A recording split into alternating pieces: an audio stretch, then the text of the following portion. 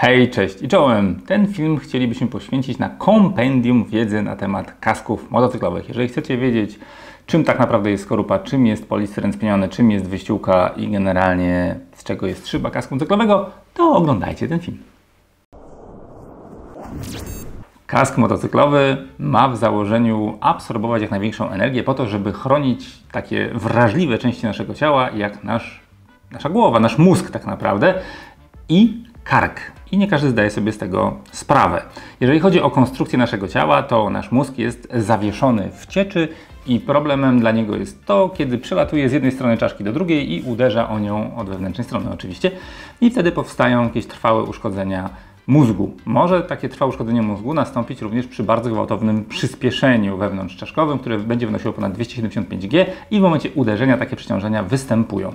Ok, kolejną rzeczą jest uderzenie rotacyjne. Uderzenie rotacyjne to jest takie uderzenie, które nie występuje w laboratorium, albo inaczej, bardzo trudno jest je symulować w laboratorium, bo żebyście też mieli świadomość tego, kaski testowane w laboratorium są w ten sposób, że upuszcza się je z wysokości na różnego rodzaju kowadła, w cudzysłowie, i niektóre z nich mają kształt, które mają symulować właśnie uderzenie pod jakimś kątem. Problemem jest to, że motocyklista nie upada pionowo na kowadło, tylko upada na ziemię, mając pewną prędkość i wektor wejścia, i ciało oraz głowa mogą obracać się pod różnymi kątami w różny sposób. Więc dlatego tak ważne jest to uderzenie rotacyjne, żeby zbadać, jak dużą prędkość kątową może osiągnąć kask, żeby nie uszkadzać naszego karku. Bo to, że kask będzie cacy, mózg będzie ok, a reszta ciała nie będzie o tym nic wiedzieć, bo już się zdążą odseparować, będzie dla nas bardzo kluczowe. No ale do brzegu Krzysztof.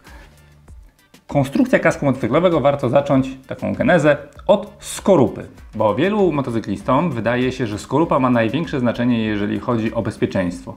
Owszem, ma bardzo duże. Możemy spotkać 3 rodzaje materiałów. Termoplastiki, jako taka jedna bardzo duża grupa, w której jest jeden, który warto tu wymienić, to jest poliwęglan. I poliwęglan jest takim materiałem, który jego molekuły łączą się w bardzo długie i trwałe łańcuchy i on jest bardzo plastyczny, wygina się, nie łamie się, tworząc ostre krawędzie. To jest najistotniejsze. Pozostałe termoplastiki, no niestety mogą się złamać, tworząc ostrą krawędź, a ostra krawędź zanurzająca się w polistyrenie spienionym może dotknąć naszej głowy i trochę w niej namieszać. Więc starajcie się unikać kasków z tego materiału. Najfajniejszymi rozwiązaniami, jakie są na rynku, są kaski zrobione z kompozytów. Marki premium robią kaski z kompozytu na bazie włókna szklanego lub na bazie włókna węglowego. Kompozyt na bazie włókna szklanego zachowuje się jak strefa kontrolowanego zgniotu. W momencie uderzenia zapada się, tworząc takie słoje, które jeszcze są w stanie rozkładać energię na dużo większą płaszczyznę. Wiecie, że jeżeli macie upaść na gwóźdź albo upaść na coś, co jest płaskie, to wrażenia są zupełnie inne. Powierzchnia uderzenia ma kolosalne znaczenie, jeżeli chodzi o jej rozproszenie. Ale zanim do tego dojdziemy, musimy być świadomi też tego, że w momencie, kiedy kask zostaje uderzony, to jeżeli skorupa jeszcze nie pęknie, to wasza głowa również się przemieści. I tutaj jako taką analogię mógłbym wam podać kask rycerski. Jeżeli zakładacie stalowy hełm, który pod spodem nie będzie miał żadnej misury, żadnej tam dodatkowej warstwy, która jest miękka, będzie powodowało tylko tyle, że to uderzenie, które weszło z zewnątrz, nie będzie powodowało obrażeń na waszej głowie bezpośrednio, ale poprzez metalowy element, który będzie z zewnątrz. To, co chcę powiedzieć, to jest to, że kask musi pracować. Pod kaskiem musi być coś, co będzie wychwytywało przemieszczenie głowy, kiedy ten kask będzie chciał w nią uderzyć, no bo ta energia nie idzie w próżnię. Dlatego wyliczalne są energie, w których kask musi zacząć pękać, i są energie, w których kask nie powinien jeszcze pękać. Skorupa kasku motocyklowego ma za zadanie być aerodynamiczną, ma za zadanie spełniać funkcję. Jeżeli będziemy mieli kask z otwieraną szczęką, to dobrze by było, żeby ta szczęka również pracowała idealnie, do pewnego stopnia dublując swoje warstwy, żeby w momencie uderzenia, nawet jeżeli kask będzie otwarty, żeby jakaś ochrona policzków była i żeby kask był stabilny. Kask z podnoszoną szczęką, żeby spełniał nową normę ECE 2206, musi być skonstruowany w taki sposób, żeby spełniał 2 homologacje. Zarówno jako kask integralny, jako kask otwarty. A żeby to zrobić, musi mieć możliwość blokowania wizjera w położeniu wysokim, tak żeby on samoczynnie nie opadał i żeby nie blokował nam pola widzenia, ale drugą, jeszcze ważniejszą rzeczą jest to, żeby przy zamknięciu stanowił integralną część i żeby nie chciał się otworzyć. A żeby tak się stało, różni producenci kasków tworzą mechanizmy o różnej konstrukcji, ale takim mechanizmem, który warto tutaj wspomnieć, jest zamknięcie metalowe, które zamyka się 360 stopni na takiej kotwicy, która jest również metalowa. I tego typu rozwiązanie daje bardzo wysoką gwarancję na to, że w momencie uderzenia kask się nie otworzy. Także zwracajcie na to uwagę, kupując kaski, z czego są zrobione te elementy, ponieważ im ten element będzie słabszy, tym większe prawdopodobieństwo, że kask, no niestety, ale nie spełni oczekiwań. Abstrahując od kasków otwartych, które po prostu nie chronią tej części głowy, możemy iść dalej w konstrukcję kasku motocyklowego. I kolejną rzeczą, na którą trzeba zwrócić uwagę, jest ten właśnie EPS. EPS to jest polistyren spieniony, ale to nie jest do końca tak samo spieniony polistyren jak taki standardowy styropian, który mamy, no powiedzmy, w ociepleniu naszego domu, ponieważ EPS dwukrotnie jest poddawany termicznej obróbce. Pierwsza daje mu to spienienie, a druga daje mu gęstość i jakby ten kształt, który chcemy uzyskać. EPS od styropianu takiego standardowego różni się tym, że dla zastosowania w kasku motocyklowym powinien on mieć inną gęstość, zależnie od położenia, w którym on się znajduje w kasku. Miejsca, które są przy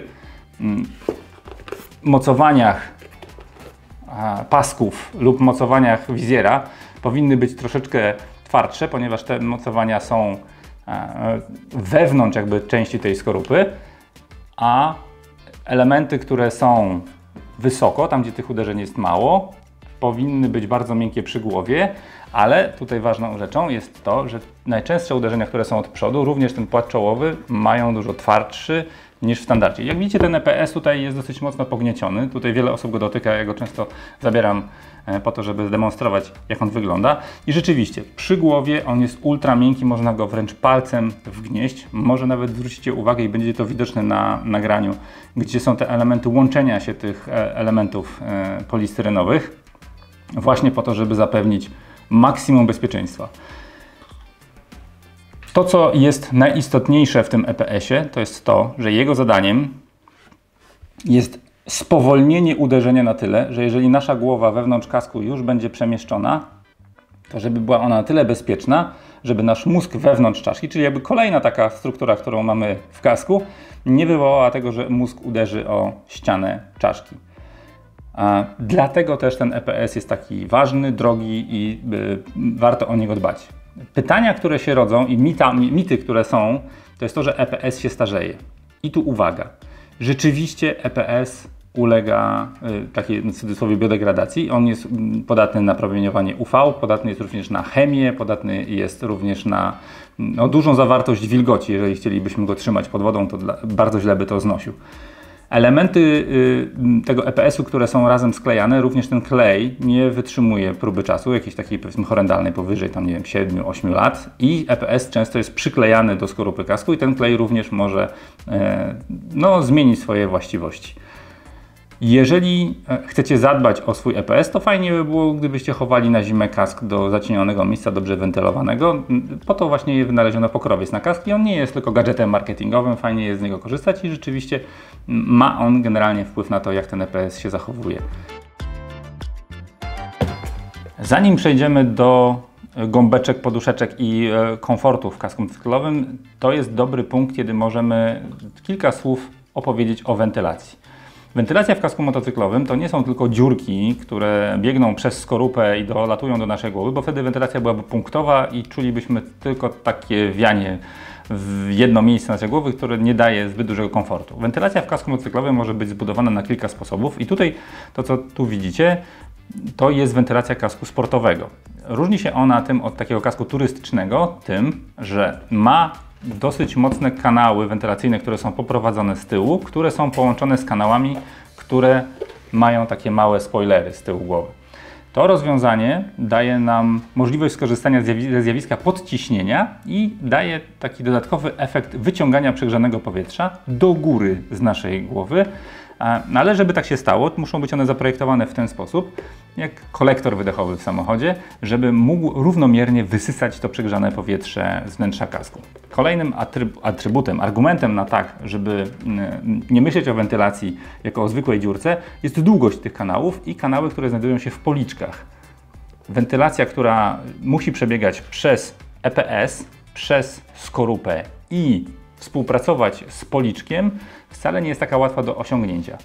Jeżeli myślimy o izolacji termicznej, jaką daje nam polistyren spieniony, no to oczywiście jego grubość tutaj jest barierą dla temperatury i takim mitem jest to, że kask czarny i kask biały no dają jakieś duże różnice w nagrzaniu się głowy. Owszem, dają, ale w mieście, kiedy kask stoi, kiedy ta wentylacja nie działa. Natomiast wentylacje we współczesnych kaskach motocyklowych są zbudowane na tyle funkcjonalnie, na tyle wydajnie, że przy przekroczeniu nawet 30 km na godzinę kask wypełnia się taką ilością powietrza, że niweluje różnicę pomiędzy kaskiem czarnym a kaskiem białym. Dobra. I to, co może Wam się okazać prozą życia, czyli same gąbeczki, które znajdują się w kasku, jakie jest ich zadanie? Ich zadanie oczywiście, zadań jest kilka. Pierwsze to jest odprowadzanie wilgoci i wchłanianie wilgoci. Trochę działa to jak termoaktywna bielizna, ponieważ wyściółka w kasku motocyklowym będzie starała się za wszelką cenę, znaczy jest tak skonstruowana, żeby pomagać wentylacji, rozpraszać wilgoć na większą powierzchnię, tak żeby była ona jak najszybciej oddawana z powierzchni tej wyściółki. Żeby nie było, że jedziecie w wiadrze wody i wszystko w głowie Wam gnije. Dlatego jest tak bardzo skomplikowana i tak wiele elementów jakby znajduje się wewnątrz kasku. Nie jest to tylko zabieg stylistyczny i nie tylko o to chodzi. W niektórych kaskach możemy jeszcze sobie dodatkowo regulować tą wyściółkę, ponieważ z punktu widzenia antropologii każdy z nas ma inną głowę. I może się okazać, że producenci kasków motocyklowych nie są w stanie stworzyć wyściółki, która będzie pasowała na każdy kształt. I tu na chwilę wrócimy do naszego EPS. Ten kształt, który tu widzicie, jest jakimś standardem i niektórzy producenci, nawet w obrębie jednego producenta, można zrobić kształt tego polistyrenu spienionego, który odpowiada głowie, która jest bardziej podłużna lub bardziej owalna, jest bardziej żarówką albo bardziej, nie wiem, kozą. Różnymi jakby mogą odpowiadać za różne kształty głów. Dlatego wielu producentów stosuje, i tutaj chapeau bas, różne wielkości policzków. Tutaj w tym przypadku mamy policzek w rozmiarze 35 mm i akurat w przypadku producenta takim jakim jest Shoei można do właściwie każdego modelu kupić całą wariację i gamę poduszek, które mają inne grubości policzków. Ale to nie jest wszystko. Marka Shoei poszła o krok dalej. Od jakiegoś czasu ma taką usługę, która nazywa się PFS. PFS to jest skrót od Personal Fitting System, który polega na tym, że można dostosować wyściółkę kasku do kształtu głowy jej nosiciela.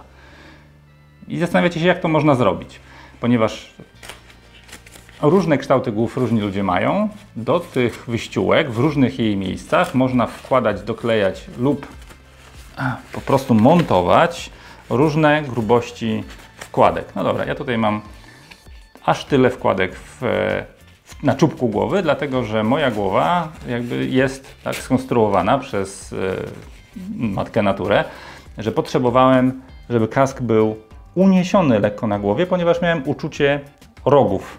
I po założeniu 3 takich wkładek okazało się, że wcale moje pole widzenia się nie zmieniło. Kask dalej spełnia swoją funkcję, a ja przestałem odczuwać ból. Także jest to niby niewielka zmiana, chociaż tych wkładek wydaje się dużo. Można oczywiście użyć ich mniejszą ilość, ale zwróćcie uwagę na to, że jeżeli macie swój wymarzony kask i ktoś Wam polecił kask w internecie, że to jest najlepsze rozwiązanie, jakie istnieje, to komfort i dopasowanie do głowy jest najbardziej istotne z punktu widzenia bezpieczeństwa. Zbyt duży kask da Wam dylatację pomiędzy Waszą głową a kaskiem i w momencie trzepnięcia będziecie mieli jeszcze dodatkową przestrzeń, którą Wasza głowa będzie musiała pokonać i z impetem uderzy o wyściółkę kasku, o ten polistyren spieniony, który zareaguje oczywiście i to, co jest najważniejsze, polistyren spieniony nie ma czegoś takiego, co się nazywa odbicie, czyli on się skompresuje i zostanie w tym położeniu, ale dacie mu dużo mniejszą szansę na to, żeby przy dobrze dopasowanym kasku on po prostu lepiej wychwyci to uderzenie. Drugą ważną rzeczą jest to, że jeżeli kask będzie za duży, to w momencie, kiedy będziecie jechali z dużą prędkością, kask będzie się przemieszczał coraz bliżej Waszej twarzy, aż w końcu się o nią oprze, a w momencie uderzenia akurat przodem kasku okazuje się, że ta odległość od szczęki jest na tyle istotna, że warto, żeby jednak kask nie dotykał do Waszej twarzy. To nie chodzi o jakość zgryzu po wypadku, albo jego brak.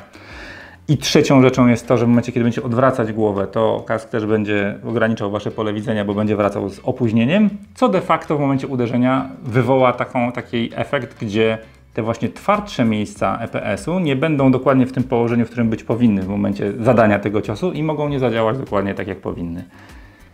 Dlatego to dopasowanie jest takie ważne. Drugim biegunem jest kask zbyt ciasny, ale to już będziecie wiedzieć po pierwszych 20 minutach, godzinie jazdy. Jeżeli kask jest zbyt ciasny, nie będziecie w stanie kontynuować drogi, no to na ból, jaki odczujecie i będziecie się koncentrować tylko na tym uczuciu bólu, a nie na drodze. Dlatego dopasowanie jest najważniejsze w kasku motocyklowym. Nie ma znaczenia tak naprawdę, z czego on jest zrobiony. Jeżeli jest źle dopasowany, to źle będzie działał. I tu PFS moim zdaniem wybiega przed wszystko, co znam do tej pory, ponieważ jest w stanie z kasku, który potencjalnie nie leży dobrze na waszej głowie, zrobić kask, który będzie do niej bardzo dobrze dopasowany. I to nie jest koniec. Ponieważ kask motocyklowy składa się jeszcze z paru elementów. Kolejnym bardzo ważnym aspektem, który trzeba koniecznie poruszyć w momencie, kiedy rozmawiamy o bezpieczeństwie i o kasku motocyklowym, jest pole widzenia. I pole widzenia, jeżeli chodzi o jego powierzchnię, jest określane normą. Także wszystkie kaski będą miały bardzo podobne. Natomiast to, co jest istotne, to jest to, jak skonstruowany jest wizjer i tak naprawdę co dociera do Was z zewnątrz. I mamy możliwość inaczej. Na rynku znajdują się kaski, które posiadają przeciwsłoneczną blendę. Przeciwsłoneczna blenda tak naprawdę ma te same prawa i te same obowiązki, co wizjer kasku motocyklowego i też przez wielu motocyklistów jest postrzegana jako coś, co jest drugorzędne. Jest to kawałek poliwęglanu, którego przezierność i klasa optyczna nie powinna pola widzenia deformować. Oczywiście może stanowić przysłonę przed światłem słonecznym, ale niekoniecznie. Istnieją blendy, które są tak zwanym high definition i dają dużo lepszy kontrast. Jeżeli ktoś z Was będzie kiedykolwiek potrzebował wizjera, który będzie dawał możliwość widzenia na przykład w gorszych warunkach atmosferycznych, to może sobie wymienić nawet blendę na taką, która mu da taki efekt. Ale skupmy się na wizjerze, bo większość kasków, nawet tych, które nie ma blendy, ma wizjer. Klasyka. Te wizjery są oczywiście już bardzo zniszczone. Ja tych wizjerów używam właśnie do demonstracji i chciałem Wam powiedzieć o poliwęglanie. O poliwęglanie mówiliśmy, kiedy mówiliśmy o skorupie. I molekuły poliwęglanu łączą się w bardzo długie wiązania i bardzo trudno jest je zerwać. Co za tym idzie, ta struktura jest bardzo wytrzymała na wygięcia i nie łamie się, tworząc ostrych krawędzi. Żeby to zrozumieć, musicie wiedzieć, że jest to materiał, który dosyć szybko reaguje chemicznie i nie można używać agresywnej chemii na taki wizjer, ponieważ on tę właściwość straci. Jeżeli użyjecie środków do czyszczenia szyb szklanych, może się okazać, że na przykład po roku eksploatacji takiej szyby ona może zacznie samoistnie pękać. Może się okazać, że będzie się łamało mocowanie. Może się okazać, że zmieni się kolor tego wizjera, a nawet może się lekko pofalować właśnie pole widzenia. I to jest mega niebezpieczne. To, co jest najistotniejsze, to jest to, że ona straci tą magiczną właściwość. I w momencie, bo po co w ogóle szyba jest elastyczna? Szyba elastyczna jest po to, że jeżeli by zdarzyła się taka sytuacja na drodze, że jakiś element rzeczywistości, który został wzbudzony przez pojazd jadący przed Wami, chciałby wtargnąć do Waszego kasku, to ta szyba ma powstrzymać go przed zdeformowaniem Waszej twarzy. I żeby tak się stało, szyba A musi być elastyczna i ten element odbić, zmienić wektor jego, w który jakby podążał. B może się okazać, że dzięki temu, że przez to, że jest ona przezroczysta, nie może być taką strukturą jak sam kask motocyklowy. Dlatego poliwęglan nadal wydaje mi się najlepszym materiałem do tego, żeby robić z tego wizjery kasku motocyklowego. Kaski z poliwęglanu mają te same prawa co wizjery i też mycie ich przy pomocy środków, które są do mycia samochodów, albo do szyb szklanych, albo naklejanie na niego naklejek są szkodliwe. Dlatego akurat w przypadku Shoya wszystkie kaski są zrobione z kompozytu na bazie włókna szklanego. Jak ktoś by bardzo chciał, to może sobie obklejać takie kaski. Zresztą sami to robimy, żeby nie być już tutaj hipokrytami. I to, co widzicie przez szybę kasku motocyklowego, widzicie za pośrednictwem najczęściej w złych warunkach atmosferycznych pinlocka. To, co tu widzicie w kolorze niebieskim, to naklejka na pinlock. To są kaski, które będziemy zaraz testować. Jeszcze naklejka nie została zdjęta. Po to jest ten element na środku pola widzenia, dlatego że wielu motocyklistów zapominało zdejmować folię i była przekonana, że ten pinlock jest po prostu niebieski. To nie jest prawda, dlatego taka anegdota. O co chodzi z Pinlockiem i dlaczego on działa? Pinlock to jest taka szyba w szybie. Mamy dwa elementy, które mają uszczelkę i działają trochę jak szyba w oknie w waszym mieszkaniu. Są dwie płaszczyzny, które nie wymieniają między sobą ciepła. Jest powietrze pomiędzy tymi wizjerami, ale nie ma dostępu do tego powietrza na całym jej obwodzie. No jest teraz za ciepło, żeby uzyskać taki efekt, ale jak dobrze wiecie, szyby w waszych oknach rzadko parują. Parują głównie wtedy, kiedy poziom wilgoci po wewnętrznej stronie jest zbyt duży, żeby jakby szyba była sama w stanie, ten punkt rosy, bo to kwestia temperatury, która występuje pomiędzy zewnętrzną a wewnętrzną szyby, powstał. Co się może wydarzyć z Pinlockiem i jak o niego dbać? Może się wydarzyć taka sytuacja, że ta uszczelka ulegnie wulkanizacji albo w jakiejś formie mechanicznego uszkodzenia zostanie ona zwichrowana. I wtedy to powietrze będzie się dostawało pomiędzy obie warstwy, a co za tym idzie, cały układ, kiedy jest nieszczelny, po prostu nie działa. Dlatego też świadomość tego, że dbanie o ten Pinlock i regulowanie jego położenia w szybie za pośrednictwem tych pinów jest tak istotny, ponieważ jeżeli system jest nieszczelny, po prostu nie działa. I wielu motocyklistów na forach zdarza się, że pisze, że jest to system, który jest niesprawny, bo im szyba paruje. I najczęściej w takich przypadkach problemem jest brak regulacji, brak dbania o ten system, a nie wada samego systemu. I tu uwaga, to nie jest immunitet na zaparowania. Jeżeli zamkniecie całą wentylację i uniemożliwicie powietrzu wydostawanie się z kasku i my jako generatory temperatury 36,6 i dosyć dużej wilgotności, bo się pocimy, zostaniemy zamknięci w takim batyskafie jak kask, bez możliwości odprowadzania wilgoci, Pinlock może zaparować. To nie jest immunitet. I teraz jeszcze jedna ważna rzecz. Na Pinlocku znajdziecie oznaczenia. 70, 90, 120. Sama marka Pinlock, no bo to jest marka, zrobiła sobie system, w którym definiuje, jak mocno sam Pinlock i jego materiał, z którego jest wykonany, będzie tą wilgoć absorbował. Im większa wartość, tym Pinlock jest bardziej sprawny i tym później będzie parował. Chyba tyle. Już tak się troszkę. Dobrze. Świadomość tego, że niezapięty kask nie jest kaskiem, powinna dotyczyć wszystkich, łącznie z kierowcami Ubera, którzy potrafią w lato nosić swój kask na czubku głowy i prawdopodobnie myśląc o tym, że pan policjant się nie przyczepi. Pan policjant się przyczepi, bo definicją kasku motocyklowego jest kask, który jest zapięty poprawnie. I uwaga, zapięcia. Na rynku znajdziecie kilka wersji zapięć, ale one generalnie będą zbiegały się do dwóch standardowych zapięć. Jedno z nich to jest podwójne D, to jest to, i zapięcie mikrometryczne zwane mikroklikiem, które wygląda tak.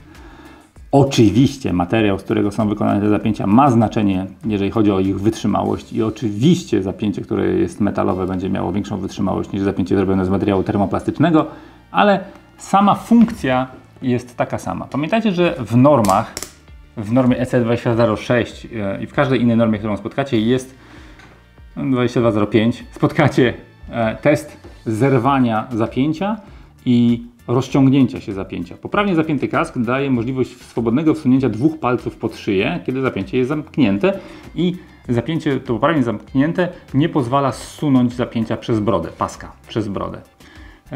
Testy dają dosyć jasny wynik, że łatwiej będzie wyrwać mocowanie kasku niż rozerwać sam pasek. Sam pasek jest mega wytrzymały.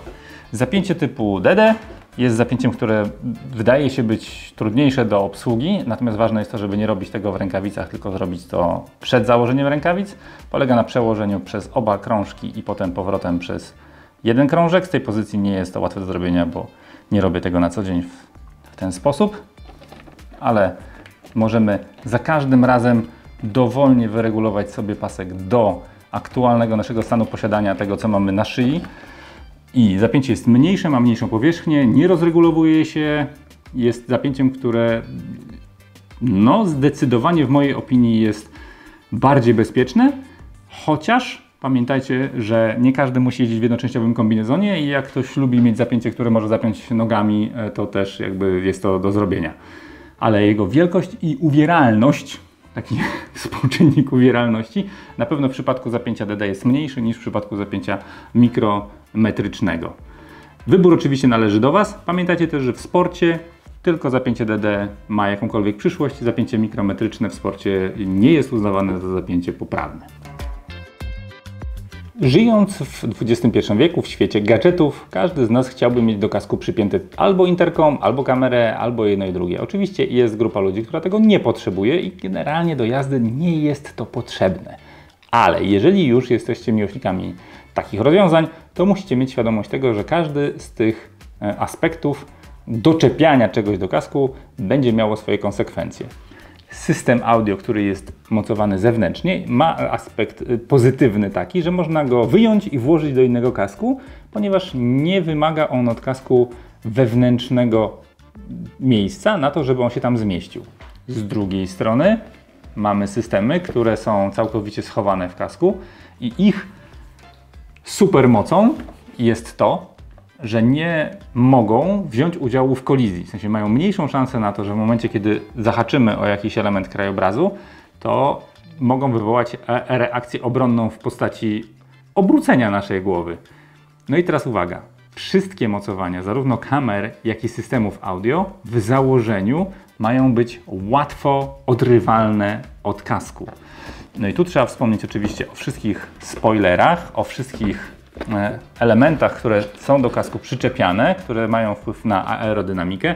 One również są poddawane testom na poczet tego, że kiedy będziecie szurać już po asfalcie, to one mają nie zatrzymać waszej głowy. Także jeżeli któregoś pięknego dnia zgubicie swoją kamerę albo zgubicie system audio, to możecie to zrzucić na karb tego, że ten system został tak zaprojektowany, żeby w momencie, kiedy o coś zaczepi, a może się okazać, że wystarczył bardzo silny podmuch wiatru, zostanie to od kasku oderwane i nie jest to jakoś szczególnie wadą danego systemu, tylko ewentualnie wadą montażu. Podsumowując, jeżeli będziecie kupować nowy kask, to zwróćcie uwagę, z czego jest skorupa kasku. I tutaj rzecz, którą na sam koniec zachowałem jako rzecz wyjątkową, ponieważ ilość skorup kasku ma tutaj też kluczowe znaczenie, bo EPS, o którym się właśnie dowiedzieliście lub wiedzieliście wcześniej, i jego grubość będzie różniła się w teorii zależnie od wielkości kasku. Taniej kaski robione są w ten sposób, że jest skorupa w rozmiarze hermaszewskiego, to jest 2XL najczęściej, i dobierane są do niego te wnętrza z EPS-u i gąbeczki, które symulują wszystkie rozmiary.